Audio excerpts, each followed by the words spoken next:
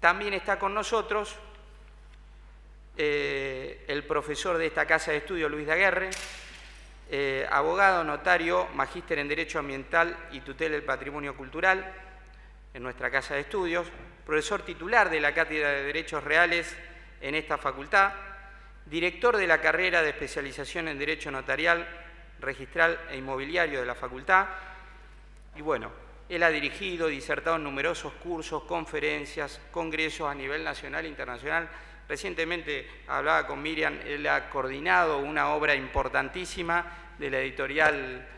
Rubinsal Culzoni, que son los derechos reales a partir del nuevo Código Civil y Comercial de la Nación, aplicado, ¿no es cierto?, al notariado. Bueno, les damos la bienvenida y es principalmente un gran amigo. Bueno, con muchos secretos. Bueno, comenzamos, doctor Smayeski. Hola, ¿qué tal? Buenos días a todos, en especial al importante grupo de profesores, fundadores y continuadores de la revista de Derecho Privado y Comunitario, al señor decano de la Facultad de Derecho de la Universidad del Litoral, al señor Isaac Rubinson, ejecutor de esta maravillosa obra, y agradeciendo también haberme invitado para participar en este gran logro que significa homenajear al saber jurídico. El tema que nos convoca es la especialidad respecto del derecho real de hipoteca. Pero antes de eso vamos a hacer una breve reseña sobre algunas de las características del Código Civil y Comercial de la Nación, en el sentido que ha incorporado, además de modificaciones importantes para ayornar la ley civil y comercial a la realidad argentina, metodológicamente también ha incorporado principios generales que no solamente están en cada uno de los libros ni de las figuras jurídicas, sino hasta en las partes internas. Y en tal sentido, a partir del artículo 2184, hay una parte general que se refiere a los derechos reales de garantía. Quiere decir que si bien la convocatoria es para el principio de especialidad respecto del derecho real de hipoteca, este principio de especialidad rige para todos los derechos reales de garantía, es decir, para la hipoteca, para la prenda y para la anticresis. Los principios de los derechos reales de garantía tienen dos entidades distintas: los que son esenciales, aquellos que sin su presencia el derecho real de garantía no puede existir, es nulo, hace a su existencia, y que según distintas posiciones doctrinarias, para algunos es la accesoriedad, para otros no, pero la convencionalidad y la especialidad hay consenso. Y el principio natural, que es la indivisibilidad. Con respecto al principio de especialidad, se habla de dos tipos de especialidades: la especialidad respecto al objeto, la especialidad material, y la especialidad respecto al crédito. La especialidad respecto al crédito ha sufrido a través de la historia los avatares de las distintas políticas económicas en materia de moneda y en materia de política cambiaria. En efecto, cuando se sanciona el Código Civil de Vélez, estamos a fines del siglo XIX, la teoría económica que en ese momento estaba realmente vigente era la teoría monetarista de un economista llamado Nussbaum. Y de ahí que el principio de especialidad se cumplía simplemente con la determinación del capital y de los intereses. Cuando transcurre aproximadamente medio siglo y llegamos a la mitad del siglo XX, se imposta dentro de del sistema argentino, de la economía argentina, un fenómeno que se llama inflación. Y con esta cuestión se producen desequilibrios entre las prestaciones del acreedor y del deudor en los derechos reales de garantía, que por supuesto garantizan siempre créditos. Los créditos se desactualizan y generalmente el acreedor en aquellos derechos reales con plazos más o menos largos recibe lo que se llama una moneda devaluada. Y es así que aparece la ley 21.309, que no es una ley civil, es una ley de entidades financieras, que admite como principio de especialidad la inclusión de cláusulas de ajuste. Cláusulas de ajuste que dependerán del Instituto Nacional de Estadística y Censo y que también tendrán determinados requisitos, como por ejemplo que deben estar determinados en el acto de constitución y que a los efectos de proceder a la ejecución deberán tener una liquidación de esos porcentuales de ajuste hechos por un contador público y en el caso de las entidades financieras y bancarias, firmados también por el presidente de la entidad y por un contador público.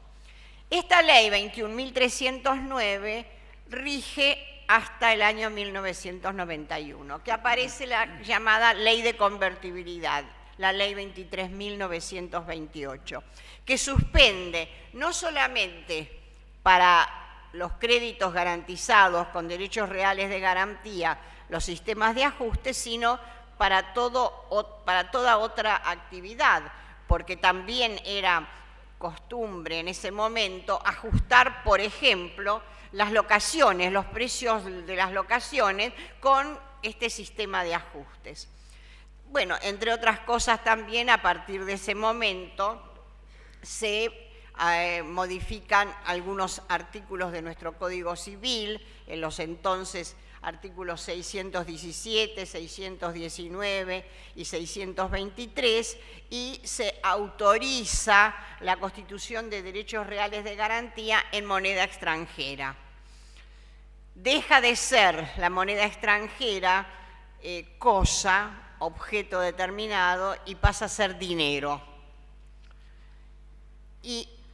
qué pasa con todo esto? Llegamos finalmente a que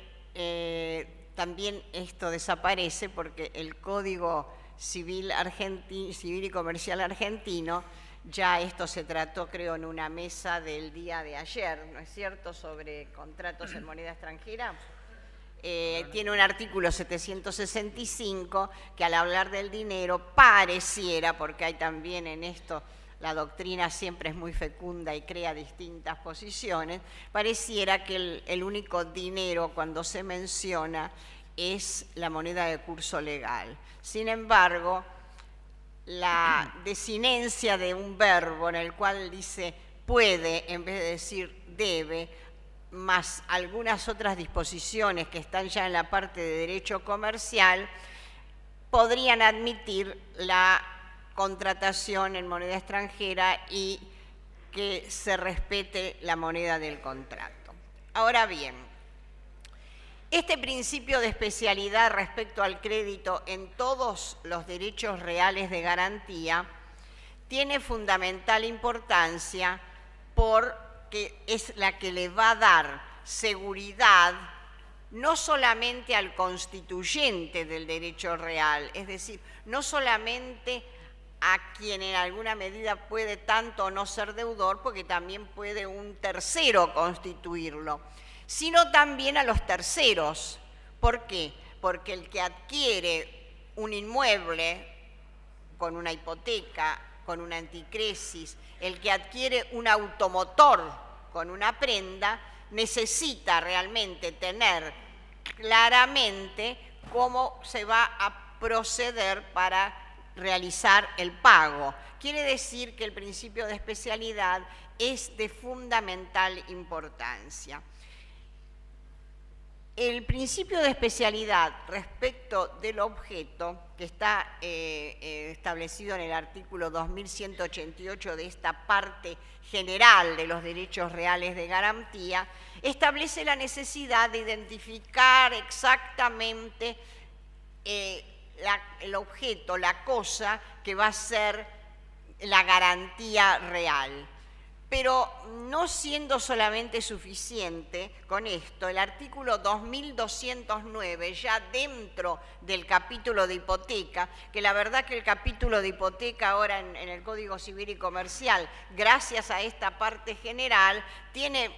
muy pocos artículos porque todo el contexto está en la parte general, establece que debe tenerse en cuenta con la ubicación, las medidas perimetrales, la superficie, las colindancias, todo esto acá el doctor que lo debe trabajar muy a menudo cuando redacta las escrituras de hipoteca lo va a detallar. Pero lo que sí les quería comentar, que de casualidad, no es que lo busqué especialmente, encontré un viejo fallo de la Corte Suprema de la Nación, de un caso de una estancia de acá de Santa Fe, donde no se había determinado exactamente el nombre y estaba únicamente en San Jerónimo, que debe ser algún departamento de por acá, pero que de otros datos que había sobre la ubicación, la Corte Suprema de la Nación resolvió que estaba cumplido el principio de especialidad respecto al objeto. La verdad es que a partir de la Ley 17.801, Ley Nacional de Registros, es muy improbable que haya falta de identificación en materia de inmuebles con respecto al principio de especialidad del objeto, porque los catastros y todos los sistemas, incluso ahora que están informatizados con las matrículas de los folios reales, dan seguridad en cuanto a este principio. Ahora bien, con respecto al que sí tenemos que tener en cuenta, porque también ha sufrido modificaciones con posterioridad a la sanción del Código Civil y Comercial de la Nación, es en relación al principio de especialidad respecto al crédito.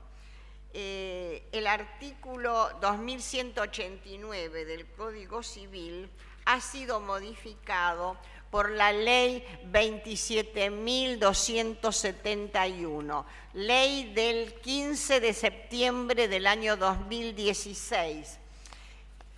que ha sido dictada en función de los créditos para vivienda. A los 2 días el Banco Central acogió y también planteó una resolución de cómo iba a funcionar, y el 22 de septiembre del año pasado apareció también una disposición registral que iba a permitir hacer las inscripciones. Ahora, como yo les voy a leer este artículo, es decir, si nosotros lo miramos, después de que hagamos la lectura, desde el punto de vista de la teoría, plasma lo que se llaman las hipotecas indeterminadas o las hipotecas abiertas, que la verdad es que hace ya desde muchos años que en la actividad negocial, llamémosle, del país, era una necesidad en función de evitar nuevas constituciones de hipoteca. Simplemente con la constitución de una hipoteca de esta naturaleza y con un tope máximo y con la especificación clara de cómo se iba a ir ampliando o cómo se iba a ir reduciendo, la hipoteca era realmente muy interesante. El artículo 2189, que ahora ya forma parte de nuestro código, dice: en la Constitución de los derechos reales de garantía debe individualizarse el crédito garantizado, indicándose los sujetos, el objeto y la causa. El monto de la garantía debe estimarse en dinero y puede no coincidir con el monto del capital del crédito. Esto quiere decir que no es que haya similitud entre el monto del crédito, que es la obligación que está en el ámbito de los derechos personales, con el monto del gravamen. El monto del crédito puede ser superior y el monto del gravamen puede ser inferior. Y a los efectos de la agresión que se va a producir, ya sea en el inmueble tratándose de derecho real de hipoteca o de anticresis, o en el automotor o en la cosa mueble, ese es el valor que se debe tener en cuenta. Eso es importante dejarlo aclarado y acá está justamente determinado. Y se considera satisfecho el principio de especialidad en cuanto al crédito si la garantía se constituye en seguridad de créditos indeterminados, sea que su causa exista al tiempo de su constitución o posteriormente. Acá tenemos la novedad. Siempre que el instrumento contenga la indicación del monto máximo garantizado en todo concepto, de que la garantía que se constituye es de máximo y del plazo que se sujeta el que no puede exceder de 10 años. La garantía subsiste no obstante el vencimiento de ese plazo de 10 años, asegurando los créditos nacidos durante la vigencia de esos 10 años. Ahora bien, otro de los artículos, son 2 artículos del Código Civil y Comercial que modifica la Ley 27.710, es el artículo 2210, que se refiere a la duración de la inscripción. Como está previsto, bueno, esto es un poco así para aclarar por qué, como está previsto que los créditos para vivienda van a ser por largos plazos, se aumenta el plazo de duración de la inscripción y se establece que los efectos del registro de la hipoteca se conservan por el término de 35 años si antes no se renueva. Bueno, en esta cuestión, entonces vemos que tenemos ya el crédito indeterminado, la forma en que tiene que estar determinado objeto, causa, y cómo esos créditos tienen que estar resguardados, amparados, para que puedan mantenerse el principio de la especialidad. El tema que aquí aparece es cómo se obtiene el resultado cuando es necesario ejecutar. Nosotros recién vimos, y justamente lo traje aquí al recinto porque me pareció importante verlo, porque es un antecedente, la Ley 21.309, con los artículos 10 y 11, nos habla de cómo el contador público o el presidente o el contador hacen la liquidación para aplicar los índices. Y aquí también vamos a ver que son elementos extrahipotecarios, fuera de la escritura de la hipoteca, los que van a determinar el monto con que se va a ejecutar una hipoteca. Pero existen ya algunos elementos en otros sectores, llamémosle, de nuestro código, que pueden darnos algunas pautas. Por ejemplo, el artículo 1408 de préstamo y descuento bancario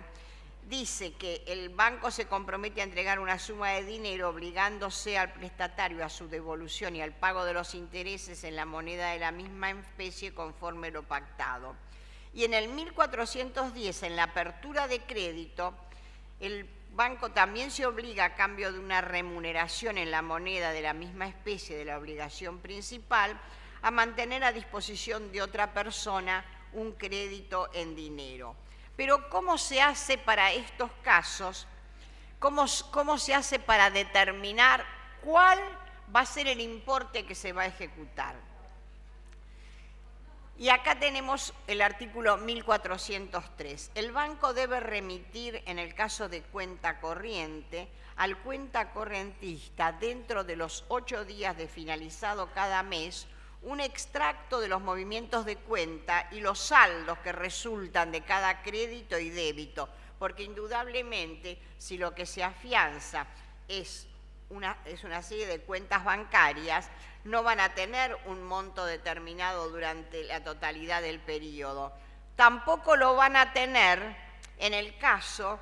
de la ley 27.710, porque es muy probable que uno de los adquirentes de unidades adelante algún pago o al revés, o se atrase en algún pago, con lo cual los montos van a tener que estar supervisados y surgir de algún detalle por técnicos especializados. Y en la cuenta corriente también se establece que hay que compensar los saldos, el banco tiene que compensar sus saldos hasta la concurrencia, y que para la ejecución producido cuando se produce el cierre de una cuenta y se informa al cuentacorrentista, el banco está autorizado a emitir un título con eficacia ejecutiva, y que el banco es responsable por el perjuicio causado por la emisión o utilización indebida de dicho título. El artículo 1407, que habla de garantías, dice que el saldo deudor de la cuenta corriente puede ser garantizado con hipoteca, prenda, fianza o cualquier otra clase de garantías, y que los resúmenes de cuenta tienen que ser aprobados, para los cuales se emiten y se deben observar dentro del plazo de 10 días de la recepción. Y por supuesto, para la agilidad de todo el movimiento financiero, establece en el artículo 1440 el cobro ejecutivo del saldo, pero establece que ese resumen de cuenta en el que consta el saldo está suscrito con firma del deudor, certificada por escribano o judicialmente reconocida. El reconocimiento se debe ajustar a las normas procesales locales y puede ser obtenido en forma ficta.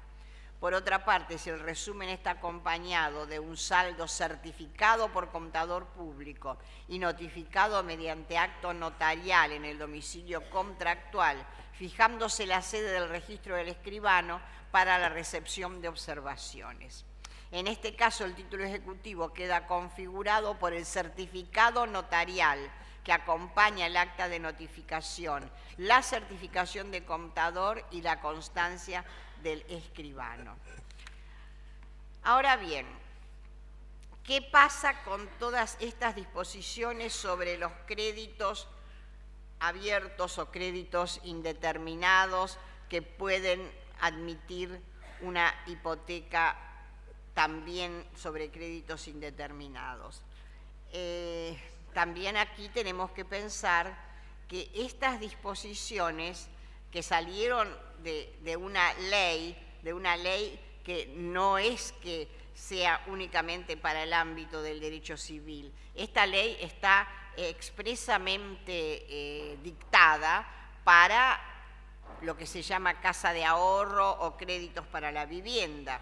Tanto es así que el día 22, esta salió el día 15 de septiembre, el día 22 de septiembre sale una disposición técnico registral, la 20/2016, en la cual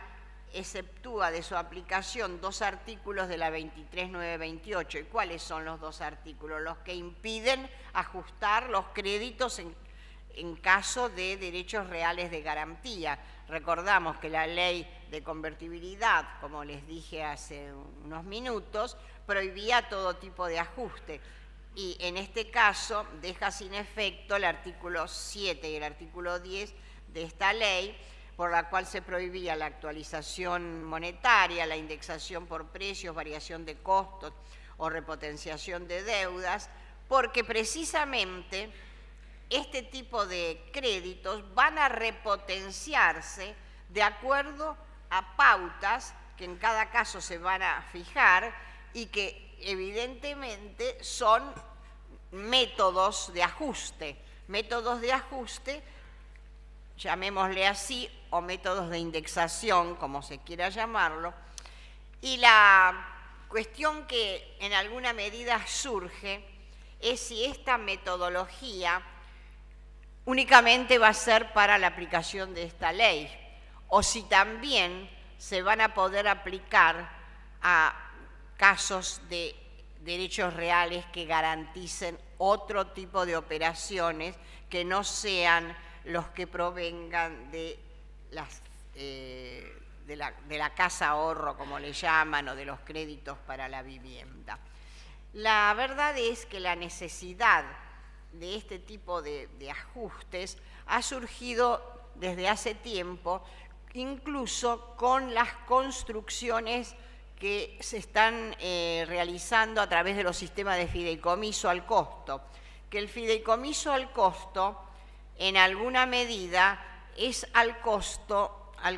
que se va continuamente incrementando. La defensa que se hace de que los fideicomisos al costo no serían ajuste es porque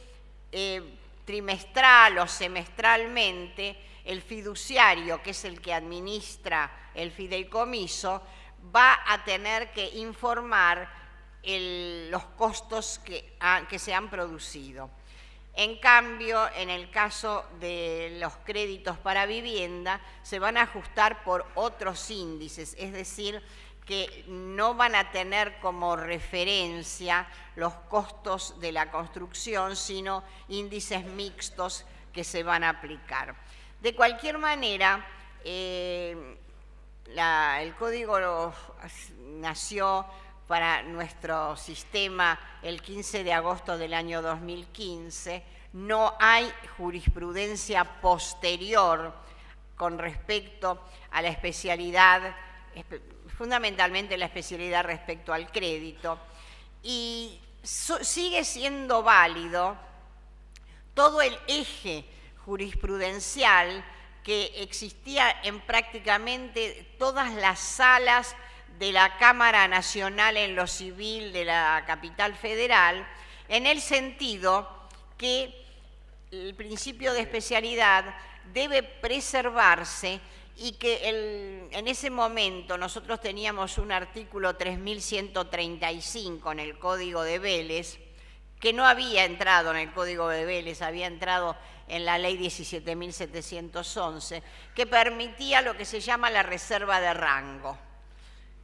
Y que de esa manera el mismo acreedor en el acto de constitución autorizaba hasta un monto determinado y por un plazo determinado seguir ampliando la hipoteca, ya sea si lo hacía por sí estaba la voluntad implícita, sino también por terceros acreedores. Este tope máximo que ahora existe, en alguna medida también juega como una hipoteca de máxima. Es el máximo monto que se va a determinar. Lo que ocurre que ese máximo monto para los casos de créditos determinados está fijado desde el momento de la constitución del gravamen, pero los casos de créditos indeterminados recién se va a fijar a medida de todas estas pautas de ajuste. Bueno, esto es un poco el panorama. Creo que en una próxima oportunidad vamos a tener ya jurisprudencia, que es realmente lo que elabora y lo que ajusta todas estas disposiciones, y con lo cual vamos a poder salir de esta cuestión meramente teórica y de conocer las disposiciones legales y ver la realidad, cómo se aplica a los casos. Muchas gracias.